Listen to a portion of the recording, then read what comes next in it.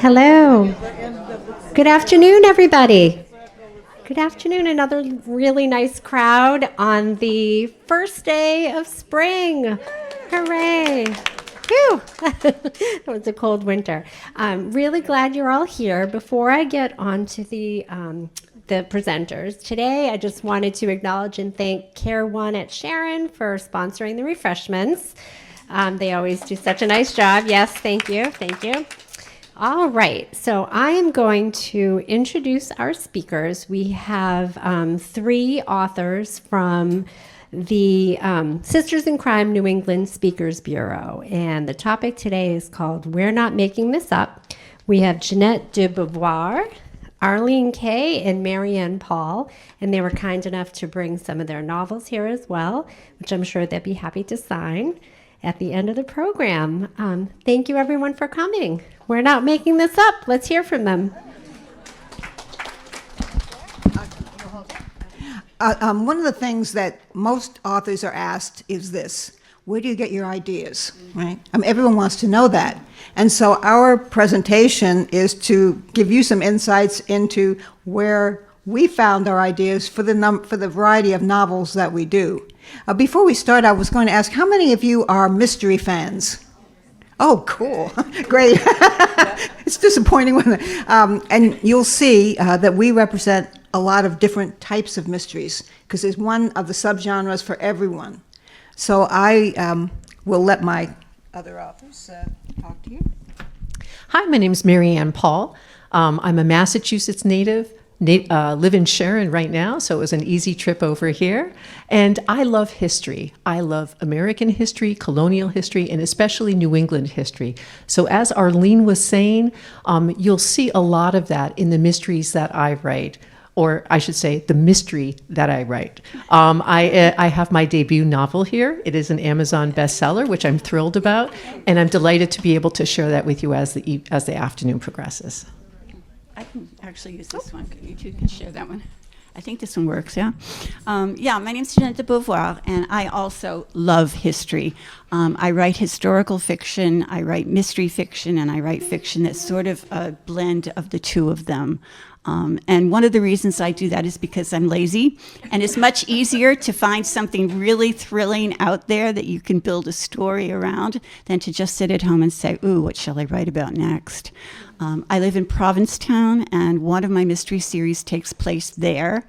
I have another series that takes place in Montreal. And so for me, as much as the history of a place is important, the place itself is also very important. I should mention that I am a former, one of those unelected federal bureaucrats we hear about, but I've reformed.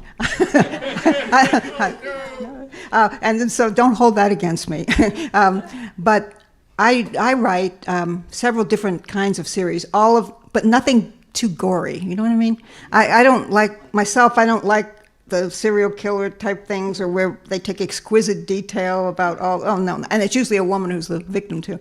But I have a traditional mystery series, I have a romantic suspense series, which is set in Boston, and then they call it a cozy series. It's not that cozy, but it's set in Michigan, where I used to live, and that's set in a cosmetic emporium. So I didn't have to do much research for that.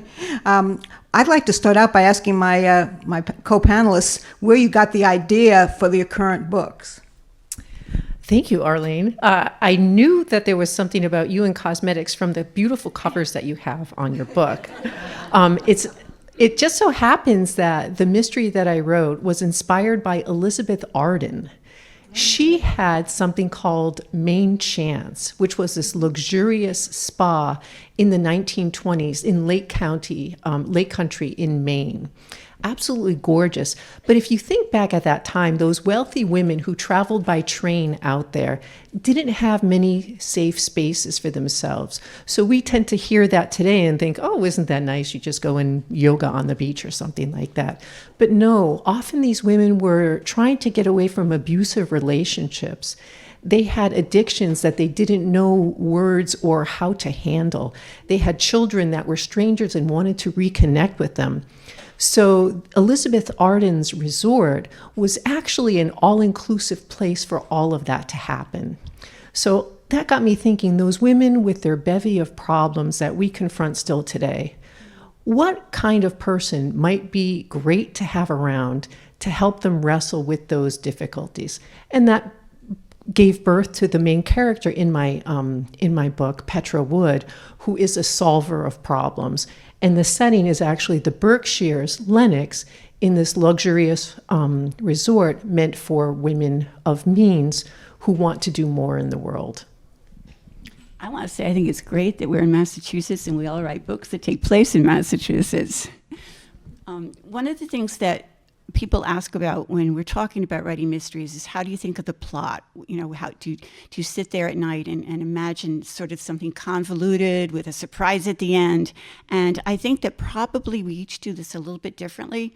I have always started with place, because I think that a place gives you not just a context and a structure, but also a whole host of kinds of people, of kinds of buildings, of kinds of stories and histories. Every town has a ghost somewhere in it. Every town's had a murder in it sometime. And I think that allowing the place to sort of set the table, so to speak, and then finding people, finding characters that make sense in that place, and then giving them a problem is basically the way I do it. I don't write to an outline. I wish I could write to an outline. I would love to write to an outline. I can't, because my characters kind of tell me what's going to happen next. It works, except for when you're doing your final draft, you're playing whack-a-mole with plot holes, because what I thought was going to work in chapter 1 is not working in chapter 13 anymore. But it's one of the ways that we write. People do talk about pantsers and plotters in terms of how you write a book, and I am definitely in the pantser Those category. are such gross terms, aren't they? Pantsers and plotters. I'm glad we're not in that category. And it's interesting too. The reason I love mysteries and all that is there's such a variety of things. There's something for everyone. Do we have Lee Childs fans here? Jack Reacher? Okay. Well, Jack Reacher, is kind of a meat and potatoes guy, and I love the series too they have on Reacher now, because if the bad guy's there, he's gone with Reacher.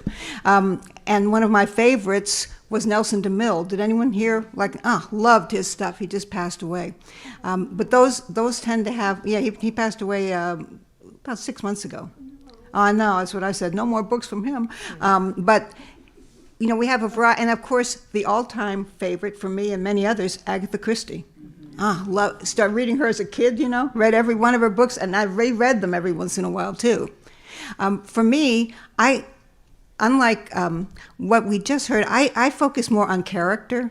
That's how I start building mine. I think of the character of the person and then build it around there. The first book that I had published was called Intrusion, and I got the idea from the Boston Globe, believe it or not.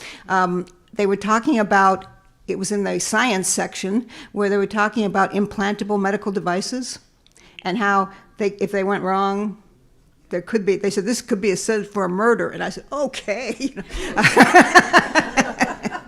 Sometimes people think we're a little strange because we do focus Can't a lot imagine on why. methods. Just a bit. And in fact, we all have different ways that we've dispatched our victims. I have a rule, and I bet they have it too. Never, of course, would I hurt any animals, ever. And I wouldn't read any book where any animal was hurt either. I'd stop reading immediately. Other than that, just about anyone's fair game. I haven't killed any children. Don't kill them either. But it's, you have to be sort of selective. And I don't know, do you have a similar rule? I have principles. I think every writer has like a creative Bible that they use to help shape their style and storytelling. I have 3 principles. The first is that smart women do the most damage in the world. So I think that stories excel when they center on women who think that they're smarter than anyone else in the room. The second principle is that history is never as pretty as we wish it were, is never as straightforward as we think now that it was, or as simple. And then the third principle, which comes from my grandfather, is that there is an inherent belief in all of us that justice must prevail, and that we're pleased in some kind of elemental way when we read about a perpetrator having justice meted out to them. So those are the kinds of things that go through my mind when I start to craft a mystery, or think about a great story that is going to interest more than, my immediate family. Yeah, I think you're spot on there with all of those. But the other component to that is that you want to find a way of telling a story that is going to, for me at least, elevate it a little bit above the kind of book that you read and forget about next week. And so I always call my mysteries cozy adjacent, because it's not all cozy, it's not all pretty, it's not all lovely. Every book is going to take you on a journey somewhere that you might not have thought of going before, and it's going to challenge you to think. And that is really important to me, as well as, the kinds of taboos that we don't want to go with. I think that it's important to open a door to you, because in a sense, here's what I think.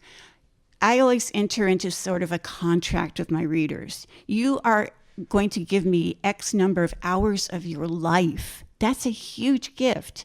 So in return, I owe you something. I owe you a story that's going to be interesting. I owe you an opportunity to think about something you might not have thought about before. And I definitely, in terms of the mystery genre, owe you to be able to solve the crime that's in my book. Now, I'm going to make it difficult for you. I'm going to make it as difficult for you as I can. But it is solvable, which is a real change, I think, in the mystery genre from where it started with Conan Doyle and Sherlock Holmes. Sherlock Holmes, you could never solve a Sherlock Holmes mystery reading it, because he doesn't give you enough information. He suddenly comes up with something bizarre from some other country, from some other poison, from something else, and you're left saying, oh, okay. So you can solve my mysteries, but I'm not going to make it easy for you. I promise you that. That's a great point, because as a reader, I am really annoyed if some writer doesn't give you the clues that, that a very adept person can get, and then all of a sudden springs something at you at the end. I'm not interested in ever reading that person again. My books always have the clues in there if you're astute enough to get them. And so I always ask people after the fact, were you able to find out who the killer was? And usually they go, oh, no, not really, but I liked them all. What's always interesting to me is, too, when people tell you afterward, why'd you make him the killer? I really liked him. But that is an Agatha Christie thing. Agatha Christie was the one who started that, where whoever is the nicest person in the room, that's the killer. The murder of Roger Ackroyd, right? I think that's kind of important. Back to how do you get your ideas? The series I have, the Swan series there, which I love, is set in Boston. But I got the idea for the initial book from reading the New York Times about a young banker who had jumped or been pushed off a building in Manhattan, and she was dressed to go to brunch and all this kind of stuff, and then, and very successful and all that. So I said, wait a minute. Now, to a mystery writer, there are no accidental deaths. You have to understand that. There's nothing, everything is suspicious, and there's always potential. And so I use that as the basis for my first series in Boston. And, it's kind of fun. And then you sort of get other ideas, too, like we can discuss our methods of dispatching the bad person or good person. And I'm big on poisons. I don't know about you guys. I don't know anything about guns, okay? And don't know. My husband and I went to a gun. My husband knows everything about guns, unfortunately. But we went to a gun course on the Cape. I was so intimidated by the gun course. I said, "Oh no, never! I'll get arrested myself. I'll be in jail. The big house, etc." So I didn't do that. But poisons are really kind of interesting, and they call them the woman's weapon. But if you watch true crime series, men use them pretty frequently too, although they don't use them as well. What about you? I'm pretty straightforward in terms of killing people. And again, I'm like you that I don't like to go into the details or anything like that. So the body is something that's discovered. It's not something that is enjoyed. At least I find it useful to think about that. I love the idea about drawing on things like the swans and dog shows and the cape and things like that. I love, because my novel is set in 1919, the tenor of the time to me was very important to try to make manifest. So I drew on historic figures of that time: Andrew Carnegie, Edith Wharton, it is the Berkshires, right? And then Carrie Chapman Catt, who at the time was thrusting forward in the final march towards 36 states and the passage of the 19th Amendment. So those personages and who they represent and the time and the change that they represent show up as a character in my book. And their stories were inspirational to me as well in trying to respectfully and authentically embed them, and then creatively try to put words in their mouth that made sense to them, but that helped to move the plot forward as well. Like Murdoch Mysteries. Yes. You watch Murdoch Mysteries. Yeah. I don't really dwell on the weapons that much. I try to have a different kind of killing in each of the books in the series, so that you're not bored. Like, oh, another poisoning. Come on. But I try to also, instead of going for like the exotic, which would be interesting to me, I try to think of this particular character decided somehow that this other person needed to die. And what do they have access to, and what would make the most sense for them? And then put that, again, for me, a lot of this is about context. One of the things that's delightful for me about living in Provincetown is that there is bits and pieces of all sorts of histories, because there are so many layers to the town. It was a fishing village. It was a whaling center. It's a gay destination. It's the oldest functioning art colony in the United States. So I've got all these different groups of people that provide this backdrop. And then if you see the kinds of things you can learn about in just a few minutes of looking around, like for instance, most people even in Provincetown don't know that it was a stop on the Underground Railroad. That's not obvious because it's way out in the ocean. But what happened was the Provincetown fishing fleet would take escaped slaves out beyond the maritime barrier, and they would be met by fishermen from Halifax, who would then take the slaves to Canada. And there was for a long time a large community that was part of Halifax that was all escaped slaves from the United States. So you learn something like that, and you say, this is a story that, first of all, people should know, but second of all, what kinds of repercussions could that history have in Provincetown today? And that's where I started one of my stories. So for me, it's less about, the way we kill them and more about why we kill them. But I do enjoy the why. I mean, the method of killing. I really find that quite enjoyable. For example, how many of you have ever heard of powdered caffeine? It can really kill someone quite easily. And you can get it on Amazon for $19.95. And if you're a coffee drinker, you'll enjoy dying that way. I mean, that was one of my methods. And, then, of course, they've been strangled, run over, pushed off buildings, all that kind of stuff, too. The only thing I don't use is a gun. As I said, I don't know what I'm doing, or a knife, because that's so grisly. I just can't do a knife. Believe it or not, I took a course at the Smithsonian from Dr. Michael Baden. You may have seen him. He's all over the news all the time, Dr. Baden. He's a forensic pathologist. He's a wonderful old man. Well, and if I ever had to have an autopsy done on me, I'd like him to do it, because he was really very nice. But he gave us a lot of insights. And there were 200 people in the class, so I wasn't the only ghoul who went. And really, it's, with the forensics the way they are now, it's hard not to leave a trace of something if you have any relation to the clue. My current thing was, I was watching. Did you read last year about a doctor who died in Disney World? That she was eating at a restaurant. She had anaphylactic shock, and she died. Right. And a big lawsuit, of course. And so I thought, aha, anaphylactic shock. And so in the book that I just turned in, Dazzling Death, that is how one of the murders is accomplished. Yeah. And there were all, it wouldn't be hard if you knew if you knew what the person was allergic to, you sprinkle it in. I did a lot of research on EpiPens. Yeah. EpiPens don't always work. And they never do in my book.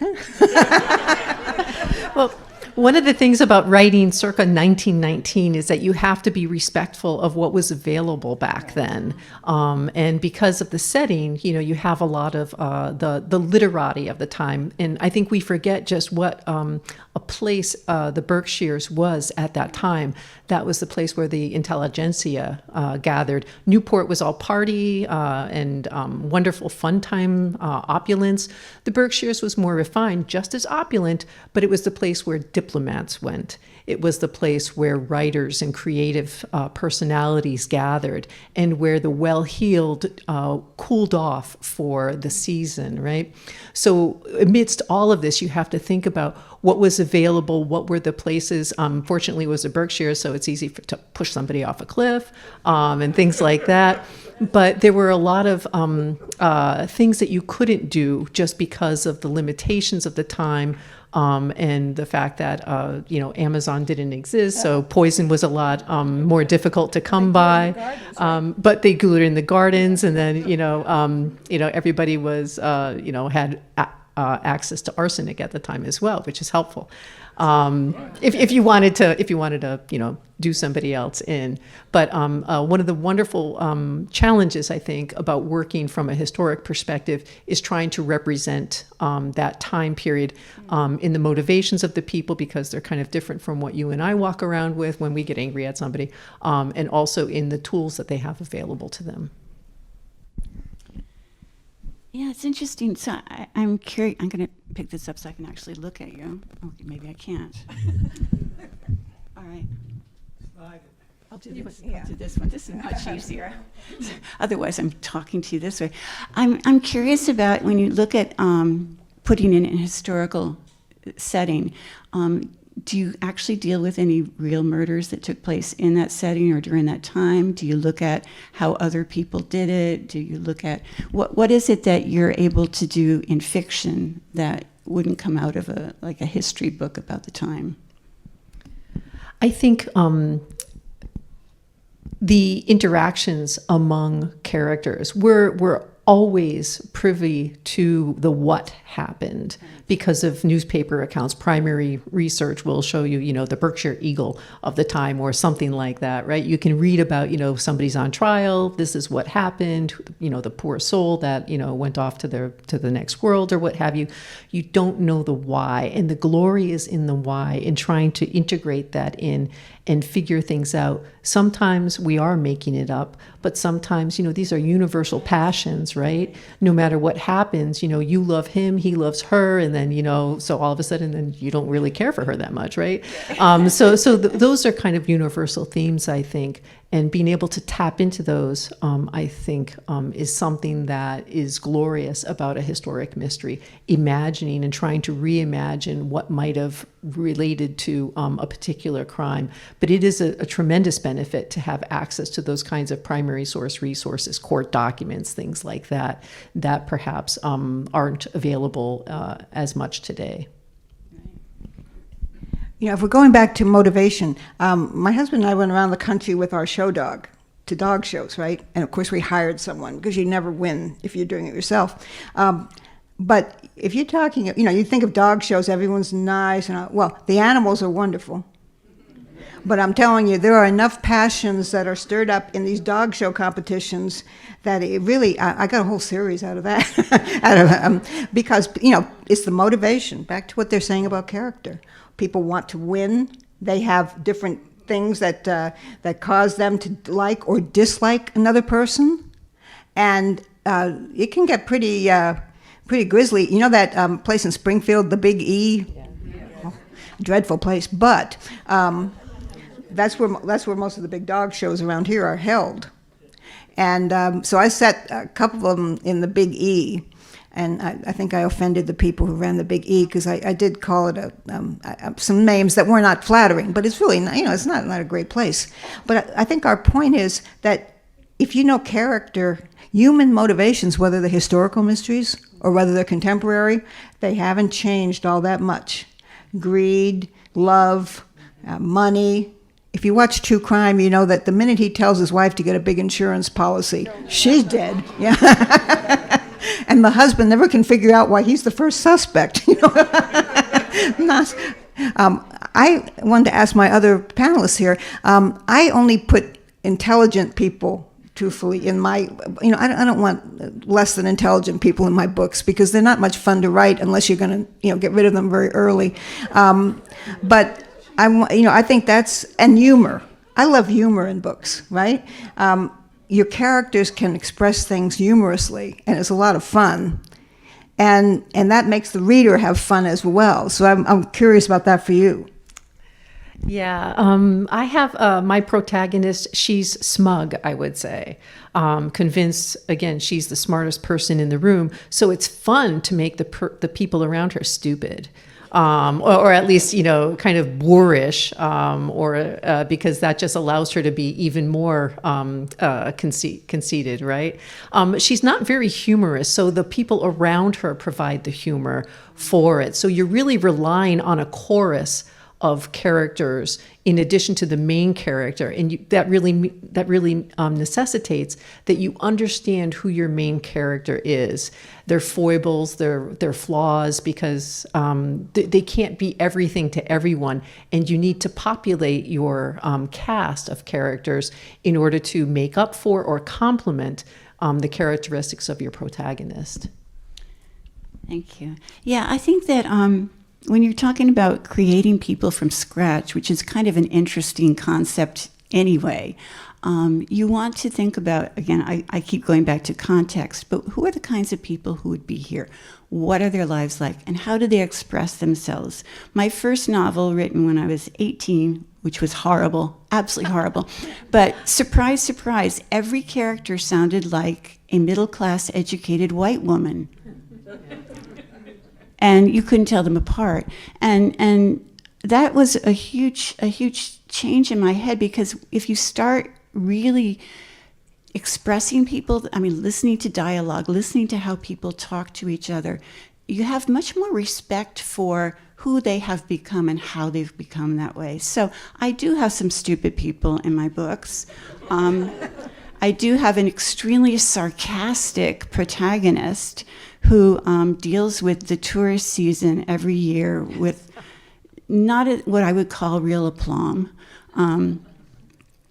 But also, these are the real people who are in this context. And I want to make my stories as real as possible. So you can go down the street and see a restaurant that I mentioned, so that you can go to the film that's playing at the place that I had a murder take place, And to do that, I think that you really need to study people.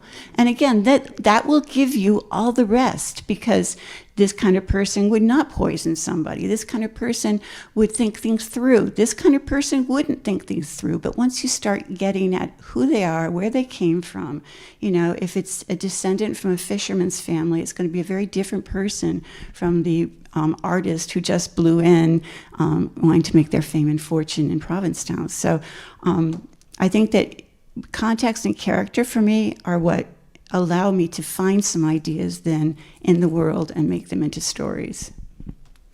Could I ask a question? Yeah. I'm just interested in knowing, because this is the first time that we've met as a trio. I don't know, you mentioned writing as an 18-year-old. Can you just talk about how you picked up a pen and started to feel like you had a story to tell? Well, until I left my job in the government, the only fiction I wrote was my own performance evaluation. I was great. I've always liked writing. For me, that was always it. I was going back to what Jeannette was saying about looking at people. A lot of the characters in my book aren't entirely made from scratch, and a couple of the people I really didn't like. Particularly two supervisors I couldn't stand. They met an untimely fate. And that was a catharsis, I felt really good about that. And I think that the people always say, would I recognize myself? Trust me, they never recognize themselves. They'll say, oh, that character was just a horrible person. And you go, yeah, right. But I think, to your point, if you study the people you see all around you, it really allows you to write more vividly and more realistically for the audience. I mean, everyone doesn't speak the same way. That's true, and we should do. I don't do dialect. You know, because I find that somewhat patronizing when people do it, and I don't want to. You know, I figure you can usually convey the message by using regular language, and everyone will figure it out. Also, I don't know about you, but I don't like too much vulgarity in my books, because I think that's the refuge of a poor writer. You know what I mean? Anyone can put in a 4-letter word or constantly. That's easy. And that doesn't show, to me, any kind of intellectual ability. Usually I'll say something like, he uttered a very nasty word. Use your imagination.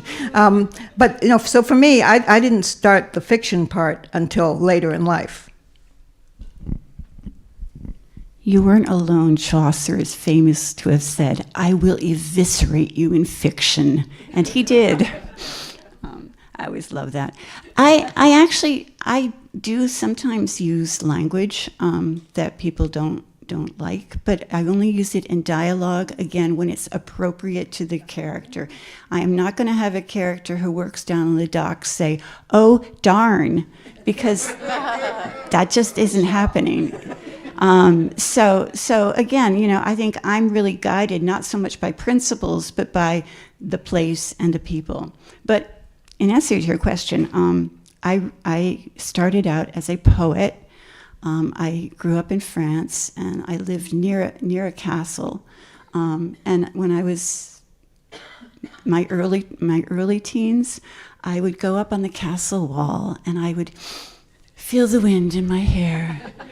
And I would write poetry that was so incredibly bad, self-referential. I've looked at it since and burned it because it's just too embarrassing.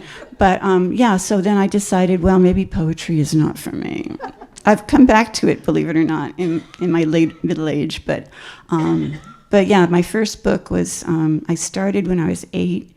And kept working at for quite a few years, and then again abandoned that one. But I do have a book that I started writing in my late teens and put away for years and years and years, and just got it published 2 years ago. So that was really a lovely return to childhood. How about you? When did you start?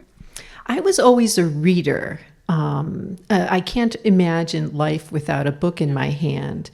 And it was usually Sherlock Holmes or Edgar Allan Poe, or because of my grandfather, Ed McBain. He was a police detective, and he just always left them around for me. Talk about bad language. And I didn't really consider myself a writer until I won an essay contest as a teenager, and the prize was a trip to Disney World. And I thought, hey, this is pretty good. I wonder if I have some kind of skill. So I continued to win these contests. I went to Washington, D.C. with a bunch of business people from the local chamber of commerce. I went to Japan. And then I went on in my education, but I considered writing as a skill that aided the other stuff that I really wanted to do. And it was very satisfying. I did go to Harvard, and I do have a doctoral degree. And that was helpful in terms of providing me with research skill. But again, the skill was always ancillary to the other things that I was doing in my life. And it's wonderful that, I've had a career inside and outside academia, but now you get to scratch that creative itch. And I don't know about folks in this room, but there's a lot of people that have had to reinvent themselves as they go through life. And there's just such an incredible pleasure that I have now that I can immerse myself in as a writer and as a creative person, and use these other skills, but in a very directive way that I don't know that I would have been able to enjoy half as much several decades ago. Oh, I forgot to mention one particularly effective way of dispatching your victims, and that is liquid nicotine. very easy to get. These people who vape, liquid nicotine, and it can be added anywhere. In one of the books that's out there, Murder Mask, it's put into a hair conditioner, a deep hair conditioner. Ladies know that, right? You leave that on for 30 minutes, and then you don't have to worry about your hair anymore. So I thought that one was a really good one, the liquid. But to go back to where we started on this whole thing, I've lived all over the country, and my job required that I, locate all over the country. And my father was in the military, so definitely lived all over the country. And books were a solace to me as a kid, because you're moving all over the place, you're lonely, you don't have but you found all these literary friends who never let you down, right? And it did. I remember once. When I first went into the executive program in the unnamed agency, they had a psychologist evaluate us. Well, they always think you're weird anyhow, right? And he had you write some kind of story based on the ink blot, So I wrote a murder mystery. So when he was giving the summary, he said, well, one of you in this class is very disturbed. Only one? Guess who it was? But I think that's part, and possibly true, but that's part of what makes writing a joy for all of us, I guess, is that we have obviously very different ways of approaching it, but we come to the same conclusion and bottom line, that we're here to entertain you as readers and to offer an intriguing story with characters you'll remember. And that's not easy. I'm teaching a class next month on charisma and characters, and charisma is not always a good thing, right? But it also just means memorable characters, creating that people will remember. And when I think of some of the writers that you love, like Joseph Heller, what a writer. You know how there's some writers that you read their stuff and you say, oh my God, I wish I could write like that. But there are all kinds of interesting things. To me, the mystery genre is just has so much variety. Are you familiar with Harlan Coben? Yes. Oh, he's a great writer, right? And now he seems to be on every Netflix program in the world as a Harlan Coben thing. But he was. I was at a conference once, and he was the speaker. He's a very nice man, and he's sort of humble. And when you say, "Do you have any questions?" and this one woman got up and she said, "I'd like to lick you from the toes to the head," and his mouth open. Can you imagine? He beat a hasty retreat from that conference, but so you just never know what was going to happen at these things. And I'm sure she was appearing as one of his characters somewhere, and not gonna last long. Yeah, hard to know how to top that. One of the things that gets me to throw my legs over the bed every morning is the thought, like Arlene said, of trying to come up with something entertaining, something to hold the attention of readers like you from page 1 to page 299. And it gets hard to do that because one gets so enmeshed in the plot that you're coming up with and making the connections. But really what I found is calling upon a community of readers to provide feedback on drafts and things like that is incredibly important for identifying those tremendous plot holes that you can, that are worse than the road coming here, right? They can really do some damage otherwise. And after a while, it's like, everybody pause for a minute. We're all looking at our noses right now and don't realize it, right? And that's what it's like when you write. You forget because you're so enmeshed in something, things that are so obvious, and you need somebody else to point that out, hopefully in a friendly enough manner, but with honesty as well. So I rely on outside readers, people that I trust, people that I don't know, that are interested in mysteries and thrillers and historic fiction, to say, this sounds really good, but this thing over here, it just doesn't make sense. And you got to pay attention to that because, again, you have to trust that you have your own blind spots, and that this is something that is going to be not only beneficial to your writing, but to the final product, and especially to the people that are going to read it. Yeah, I can't emphasize that enough. You do get sort of not blinded as much, but just so, as you say, so immersed in the things that have been going on in your head. Because usually by the time we start writing, the people have been in our head for a while. If you're doing a series, I'm on book 11 of one of my series. These people have been renting room in my head for a really long time. And so I forget, things like I might not have mentioned that. I know it's there because it's in my head, but did I ever mention it? So having a lot of other people to read your stuff is really important. And they can find faults. I did turn in a book to a publisher once that I was very proud of, and she called me and said, "Jeannette, you have to change the killer." I said, "That's kind of a big change." Yeah, okay. And one does because one wants to be published, but it was a really good sort of check for me to say, all right, am I being clear enough? And am I being too clear?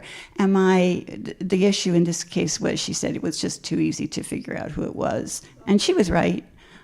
So I rewrote and rewrote and rewrote. But if I didn't have that, if I didn't have somebody saying sort of not as a gatekeeper as much as just as someone who really knows books and knows stories and knows storytelling, to be able to tell me when I'm wrong. And I'm pretty good, I think. We all get good at taking criticism. I think you have to as a writer. You've got like the really thick skin because nobody's going to like you all the time.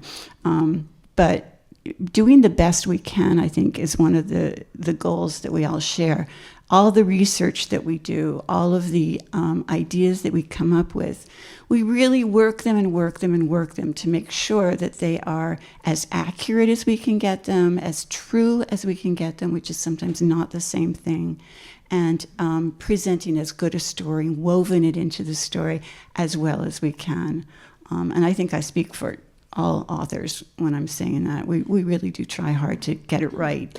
And sometimes we don't, it's true. And then we find all these reviews on Amazon. Yeah, I don't read the review, people's comments on Amazon because, believe me, the good ones, you sort of, fly by, but the bad ones, the only solace I have is I look at famous authors and see that people have written some really nasty things about them. They should give up their computer.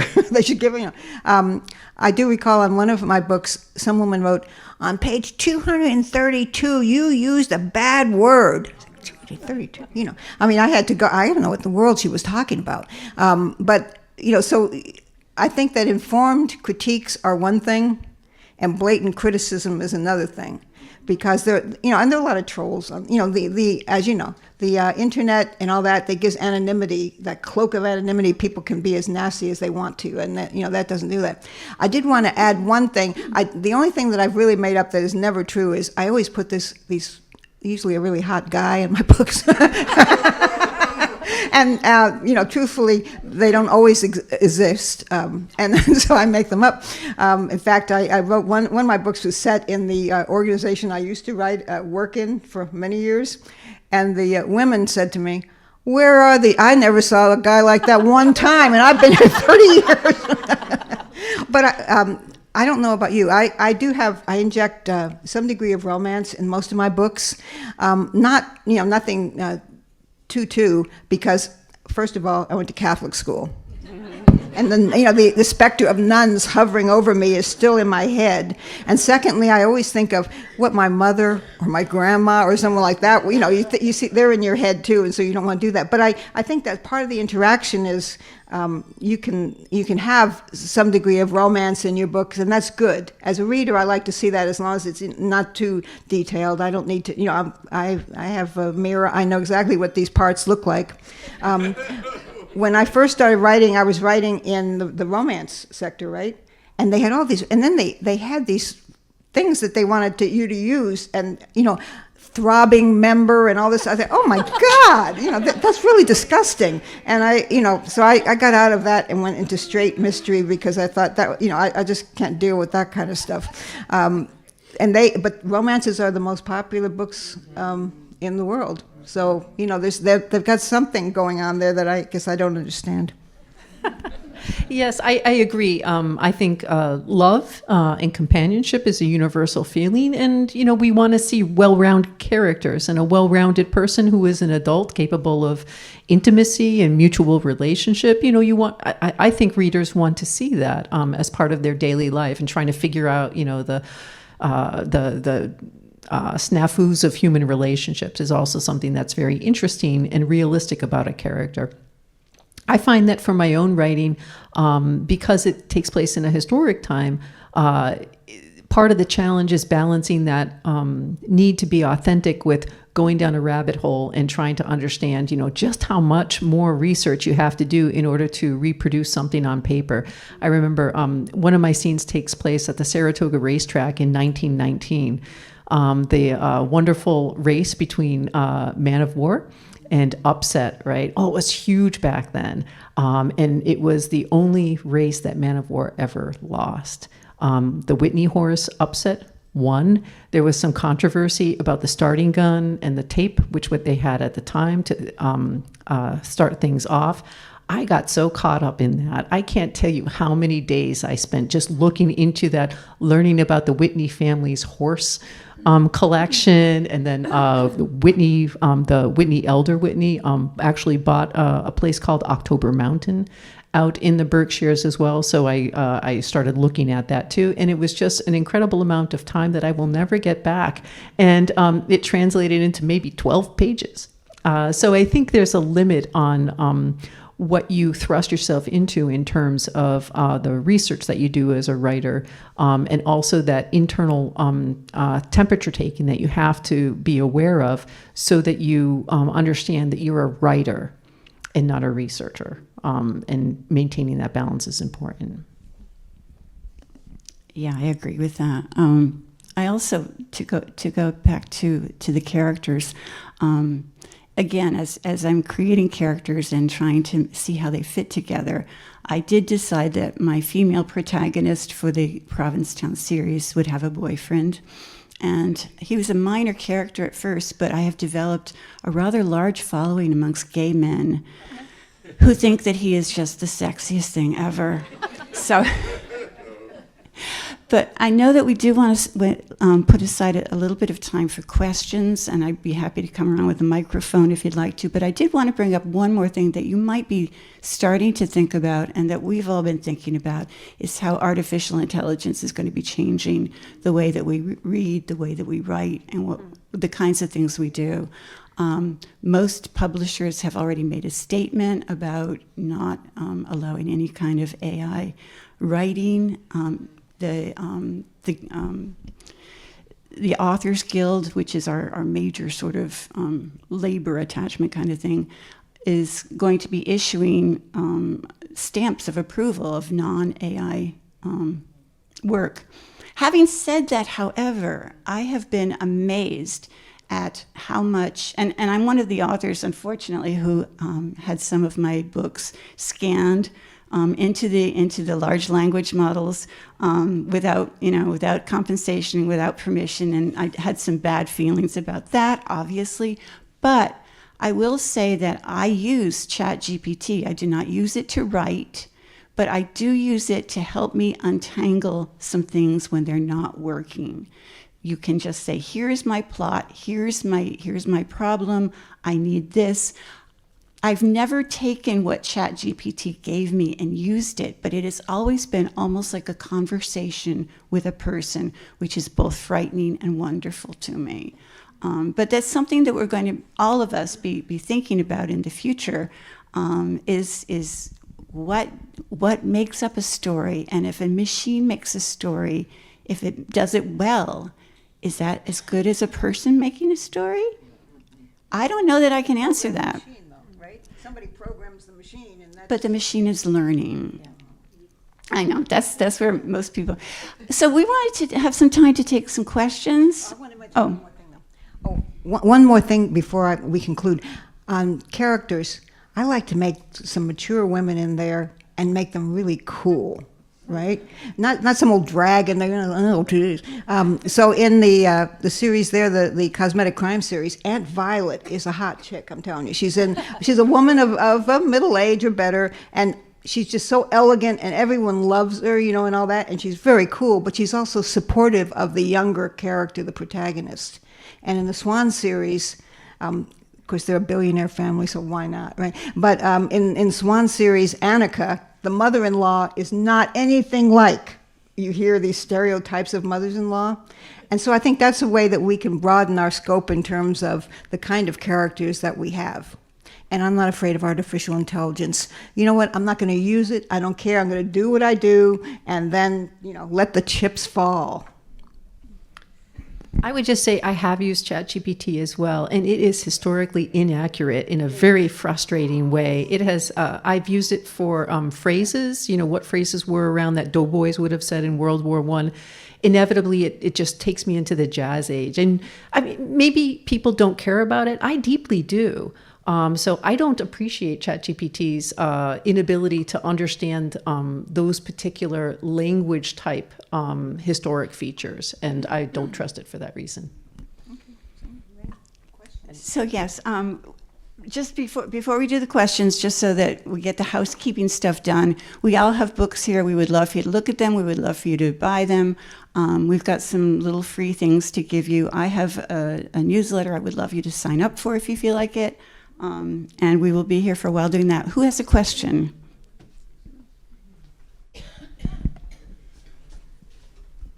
First of all, I'd like to thank you very much. And for something you did impromptu, it was excellent. We got excellent information. But my question is, how did you learn? And it seems to me like you were pretty much self-taught. But who are the people you can thank or recognize, or what educational background helped you to become such successful writers?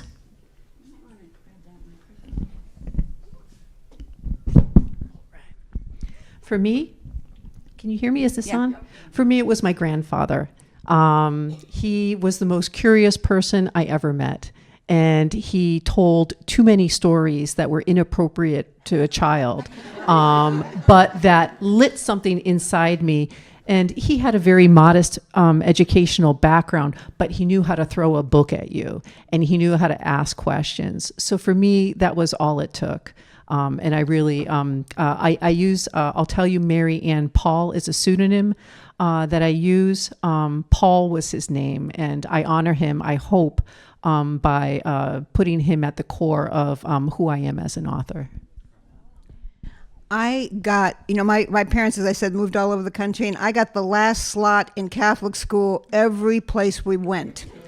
And it was dreadful. But I do acknowledge the fact that the fine education I got from kindergarten through my second year of college before I escaped, I think that there's nothing like a fine liberal arts education in my view.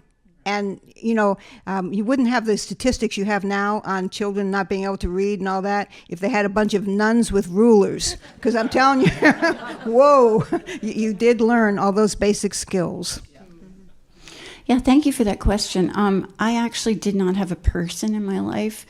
One of the articles I wrote a few years ago was Everything I Know About Writing I Learned from Reading Mary Stewart. She wrote back in the 50s and 60s, and reading a Mary Stewart book is going to school for a writer. She does everything just right. And I read her entire opus, read a lot of other people, but I will tell you that I am most influenced by her, and I thank her every day. I've got a picture of her on my desk, which just sounds a little weird, but okay. Any other questions? No questions? Oh, yes. Let me come back here.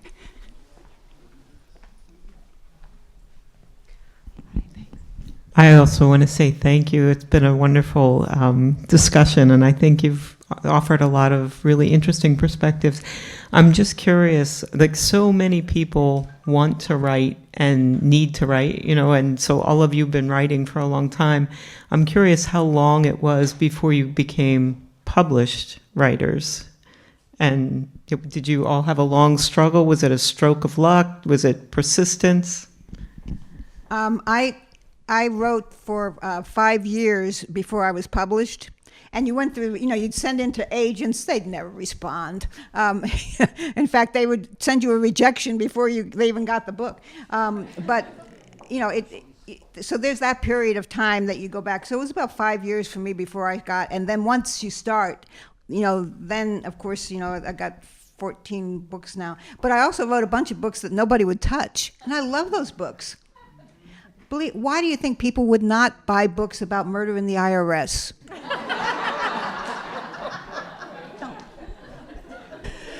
At this point, I am not patient enough to wait around for agents or publishers to write back to me. So I just went straight to Amazon. I'm happy to outsource the marketing, the PR, the cover design and things like that. That comes easily to me. But the waiting around, God only knows how much time I have in front of me, and I'm not going to spend it waiting for somebody to reply to my email. My first book was published in 1984, and it was a small book. It was a historical fiction. I tried it with a small publisher. I got it. The problem with starting with a small publisher is that after that, big publishers are less interested in you because your sales aren't great, and that's really become the bottom line for getting published. Is if the editor who acquires the book can convince marketing that you're going to sell a lot of books, then they're going to buy your book. And if they see a track record of fewer books, they are not. So it took me a long time. It wasn't until this century, actually, that I got a quote-unquote big publisher. But like all of us, we've got so many half-finished things on our hard drives or books that we loved that nobody else loved that, someday I might self-publish just because I love them, but I'm too busy writing other things now. And let me get over to you, excuse me. Excuse me, sorry. Thank you. I want to echo the previous sentiments that this has been an interesting afternoon and thoroughly enjoyable. But what struck in my head was something you said about the characters who live in your head, and they lived there for a long time until you write them in the book. And other people mentioned maybe people that they weren't particularly fond of, and then they killed them off in their books and everything. Does doing that, putting them in the book or killing them off, do you get any satisfaction out of that? Do they leave your head? Yes. One of the most fun aspects, to me anyway, is naming characters. And as Arlene says, you can't directly say that, yeah, this was little Betsy Sue that sat next to you in algebra class or something like that. But, the first name is Betsy, and she kind of shows off, and then she's off in chapter 4 or something like that. So, yes, it is a lot of fun in kind of, I guess, a small and twisted way. I always have voices in my head, so I'm not sure that that's necessarily something that's going to get out there by writing about them. Pardon? Could I ask a question too when Jeff is done? Sure. So I actually have a different experience. I do not put specific people in my books. I take little things out of different people I know, mannerisms, places they live, what they've done. But I tend to keep, my emotions about who I would really like to kill pretty much separate from that. It's something I'm working on. I'm a work in progress. So I don't. In fact, I had one of my first books, someone came up to me and said, "That character, that's me, isn't it?" And I'm like, absolutely not, but okay. So no, they're still there, especially if you do a series. If you do a series, you have to keep them there because they grow and they change.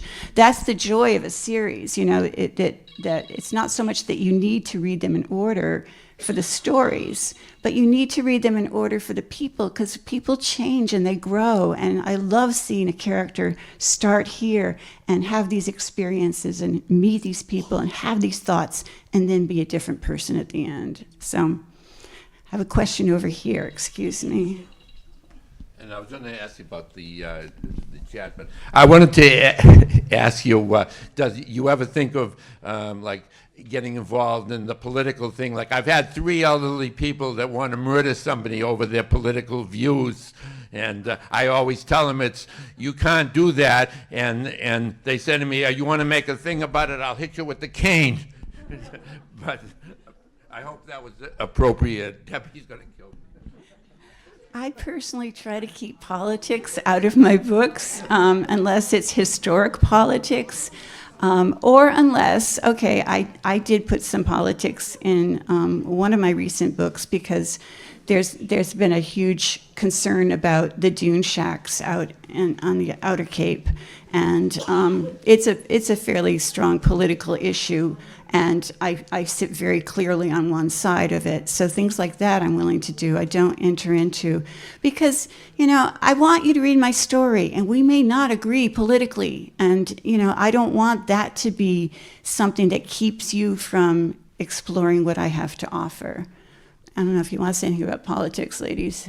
I'll just say this: I don't put that in there. And on Facebook, I make a declaration that while I have very strong personal views on politics, I don't want to hear anyone else's, and I won't put mine on there either. It's not the appropriate forum, and we're here to make friends, sell books, entertain you, and all that kind of stuff, and leave the rest of it out. My book takes place in 1919, and my protagonist is a suffragist who's tossed out of the movement. So there is a little bit of politics involved because it was a very political atmosphere of the time, and the shenanigans that took place in order to get 36 states to sign on, and some states just walked away without even thinking about it, especially states in the South, was a reality that I felt I had to introduce in my book. So to the extent that it reflects the reality of the time, that Southern states with Black women in it were not part of that discussion, that's reflected. And I felt that was something that was an honest portrayal of decisions that were made at the top level of the women's groups that were leading that effort at the time. But that's as far as I got, is just representing that and leaving it to the reader to decide whether that was a pragmatic decision or something else that was going on at the time. Any other questions? Yes. I'm getting my exercise this afternoon. This is great. Thank you. Thank you for coming. I read and heard that the publishers are not going to do paperback, but will be going mainstream hardcover. How do you feel about that? Because paperback is a lot less cost than a hardcover book. So that might hurt your sales? I'm self-published, and I do have a paperback, so I don't have any immediate reaction to that. Other than that, there's a reason why people who self-publish are taking off in a lot of ways. It's because, to some extent, of the decision-making that's taking place within the established publishing industry. Well, I hadn't heard that. I do think, though, that what they're trying to do is go to trade paperback. If you look at my books, those are trade paperback. Versus the books you see like in the drugstores and all, mass market. But your point is excellent about cost, because the trade paperback books, if you go on Amazon, they want $15, $16. A lot of times people can't afford those. I advocate that people consider ebooks if they want to. All our books are available on ebooks. That's what I buy, and it's just easier that way. Hardcover. Truthfully, I don't think they sell that many hardcover books anymore because of the the cost factors. And I think Jeannette was right. It's a business, okay? And all these corporations take them over and they want to make a blah blah blah. So I agree with you, though. I would hope that we do not go only to hardbacks, because that would hurt our sales. And while James Patterson doesn't care, I do. Yeah, I also had not heard that, but I think that having our books available as audiobooks, as ebooks, as hardcover, if that's what the publisher wants, eventually into paperback, I just want you to read, even if you just go to the library and take it out. You don't have to buy it from me. I just want you to read, because reading is what opens us up to the world, and we need, I think we all agree that we need a lot more of that. Any other questions? Well, thank you very much for coming. We appreciate it. Come buy books.